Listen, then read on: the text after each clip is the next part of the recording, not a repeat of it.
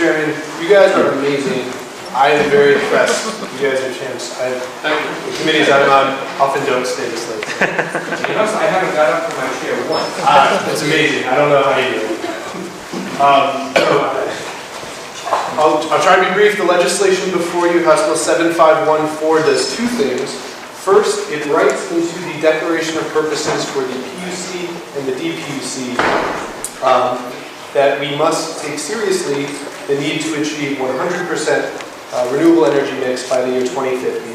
And two, it requires these entities to include climate, environment, employment, health, and consumer concerns in their decisions and proceedings.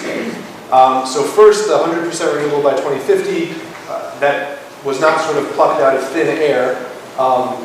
Those numbers are what the science tells us we need to achieve if we are going to have a chance at averting the most catastrophic impacts of climate change here in Rhode Island.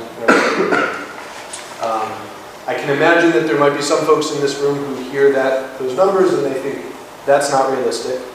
And Actually, because we have another bill in here from Representative Ruggiero, which will take us into the year 2030 or something, and we're nowhere near those numbers under her proposal.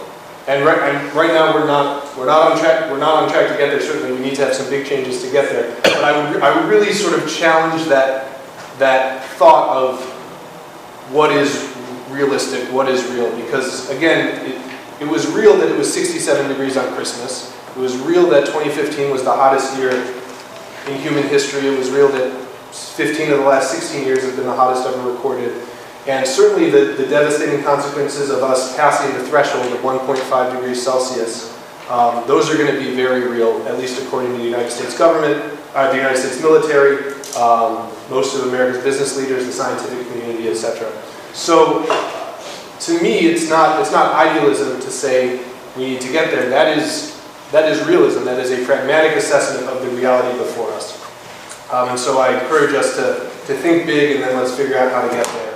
At the same time, we need to recognize that the decisions made by the PUC, the DPUC, and also the Energy Facility Siting Board, which I would actually like to see included in this legislation if it were to move forward, those decisions have a big impact on issues that go beyond electricity rates, beyond utility profits, etc. They impact the climate, they impact the health of our communities, they impact the environment of our state, they impact our local communities, certainly. And so it makes sense to me that the division, the commission, and the board should have to take those factors into account when they're making their decisions. The legislation doesn't require these entities to follow any specific policies. It simply requires them to expand their criteria for decision making, so as we're making choices going forward, we can take into account the realities of what those decisions actually entail. I also think at core it's a jobs bill. This would be setting a clear marker to leaders in the green economy, to renewable energy developers, that Rhode Island is serious about transitioning to a clean energy economy. We're serious about supporting this fast-growing industry. In closing, fundamentally I introduced this bill because I believe we have a responsibility to Rhode Island's young people.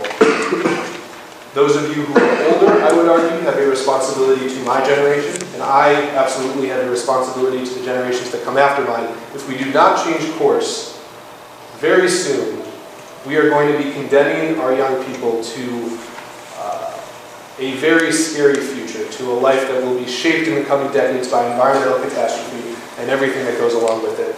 So I think the stakes are very high. We're at an important crossroads, and I encourage us to think big. Let's put the goal out there, and let's make sure that we can make it happen. Thank you. Any questions?